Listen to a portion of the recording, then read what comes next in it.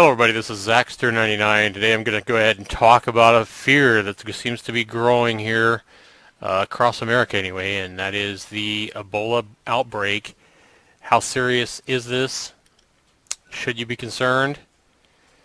And, you know, what's the real deal with the Ebola outbreak here? Now, obviously you're watching my YouTube video where you could be using Google to look at reputable sites like I'm going to show you here, like CNN, for example, USA Today, and other legit news sites.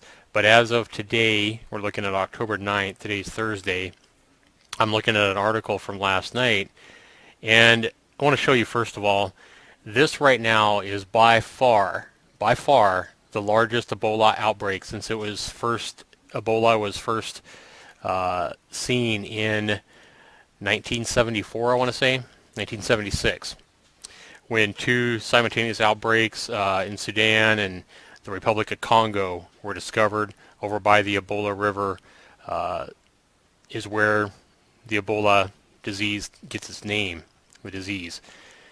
Now, this is a disease that starts with like really flu-like symptoms, including sore throat. Um, where is it here? Let me find that.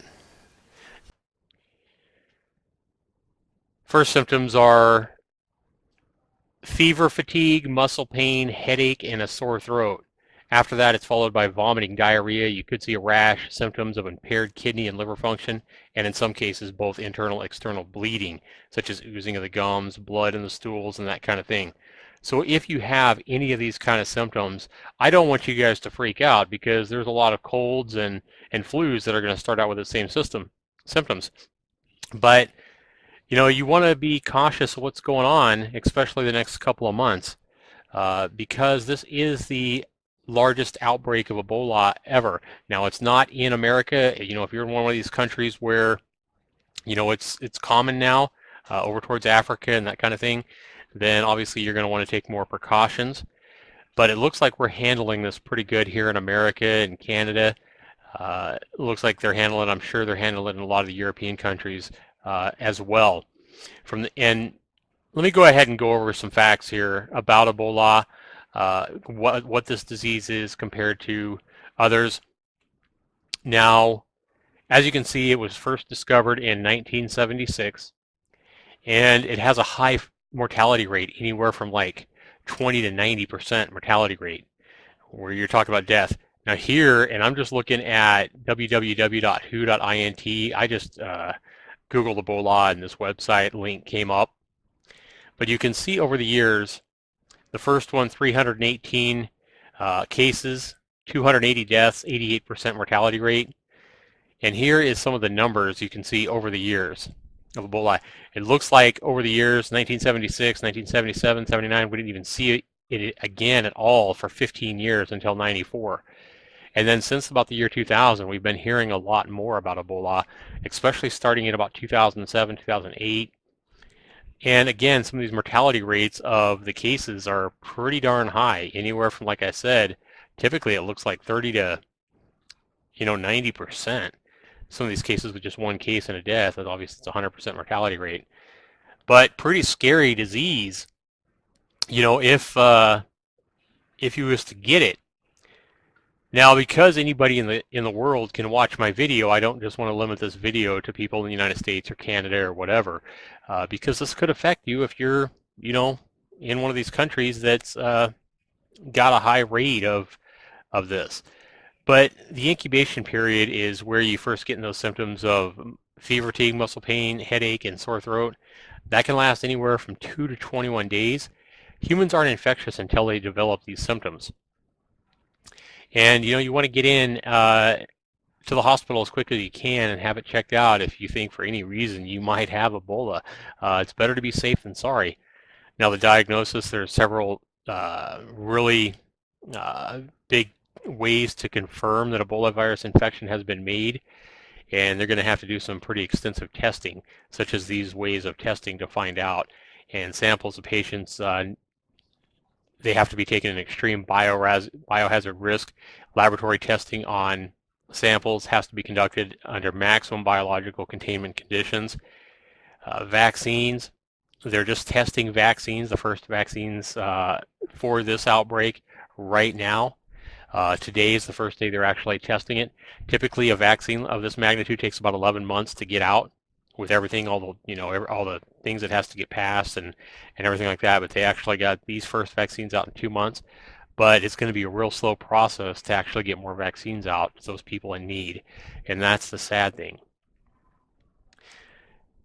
Now, transmission, you guys can read this, but basically it's thought that fruit bats uh, of the natural Ebola are the natural Ebola virus hosts. Ebola is introduced in the human population through close contact with blood, secretions, organs, and other bodily fluids of infected animals such as chimpanzees, gorillas, fruit bats, monkeys, forest antelope, and porcupines found ill or dead in the rainforest. Ebola then spreads through human-to-human transmission via direct contact through broken skin or mucous membranes with the blood, secretions, organs, semen, stuff like that is how it spreads. So it spreads, you know, not they're saying that they're fearing it could be airborne with sneezes and coughs, but they don't know that yet. Okay, we do know that it spreads, much the same way like AIDS would spread. It looks like through broken skin, mucous membranes, body secretions, and that kind of thing. That's for sure. But as far as it being an airborne spread, that would be scary if it was airborne spread, because then I think a lot more people would be actually getting this if that was the case. I hope that's not the case, but I did see a couple of articles that, some experts fear that it could be spread through the air. Uh, Honestly, I don't know. I'm not an expert, but I doubt it, because if it was, I think that even in previous years, I think we would have seen a lot larger outbreaks of Ebola. Um, but who knows? I mean, do your research whenever you're watching this video. Go to Google, go to reputable news sites, and find out what's going on at the time that you actually research this. Okay? I mean, this is a serious condition, and you don't want to take this lightly. When I first started seeing it in the news and stuff like that, I was like, oh, big deal, another Ebola outbreak. I mean, we just had the first death in America here. A guy down in Texas has now died. But I want to go ahead and tell you about, where was it? I guess it was here. Yeah, this is CNN. There's several Ebola patients. Musical chairs. Fun, right? As of right now, there's 6 of them in America. As of today, 6 known Ebola patients in America, and they're all being treated, you know, safely. Okay, that's the word I'm looking for. But this epidemic today, as of today, has hit about 8,000 people. There's about 8,000 cases, and almost 4,000 have died, and they fear the numbers could be higher than this. Now, keep in mind that West Africa is where probably 98% of all these cases are at. So West Africa is where about 98% of all these cases are at right now. So, unless you're in West Africa, you probably don't have a very high risk, but certainly something to watch, because the CDC does estimate that this virus could hit like 1.4 million before it's all done. 1.4 million cases, and you could be talking about deaths as high as 800,000, a million people potentially, or more. I mean, that's just an early estimate. So, just do your research on Ebola. I can tell you that by far this is the biggest case of Ebola outbreak to ever hit the world. Again, it's mainly restricted to West Africa, but there are potentially about 150. I read somewhere that there was about 150 flights coming into the United States every single day of people that have been in that area. But everybody that's coming from that area into the United States, or I'm sure they're doing the same thing in European countries as well, they're monitoring that, and they're doing tests on the people, asking them questions if they were ever exposed to anybody with Ebola while overseas. They're taking symptoms checks, checking their temperature, and seeing if there's any signs that the people coming back have any signs of Ebola. And they're trying to handle this very, very safely. Even the guy that died, Eric Duncan, down in Texas, he has died now. He was a 42-year-old man. Help make secure financial tomorrows a reality. And he came back. He first, basic thing is he went into the hospital with cold, flu-like symptoms, those first kind of symptoms, on September 25th. They didn't think it was Ebola. They turned him away. He came in with more serious conditions 3 days later, and they found out that he did have the Ebola virus, and then basically they had to use maximum protection. His family members and stuff like that, they're doing a 21-day check on every family member, everybody he had contact with. They're keeping them in a safe, secure place where they can't spread any, they have no chance of spreading any virus to anybody else, and taking symptoms and checks on them every day until they get past that 21-day contagious period where they could show signs of having the Ebola virus. So anytime somebody is seen with Ebola, maximum safeguards are being taken. So that's the good thing. And this is to prevent, this from being a epidemic worldwide, not just limited to West Africa. So, use common sense. I don't want to scare you guys with this video. I don't want you to be absolutely scared to death of getting Ebola. And every time your kids come up with a sneeze or a cough or whatever, you rush them to the hospital thinking they got Ebola. That's not the purpose of this video. Use common sense, but play safe, okay? Do your own research, because in 3 weeks or a month or 2 months from now, if you're watching this video, the situation might have got a lot worse, or it might be pretty much contained. So follow this this media story closely. It's certainly something we want to watch, because even if we don't live in West Africa where it's containing, this is still killing a lot of people. And people are still people. So people that are in West Africa, they still have a life, a heart.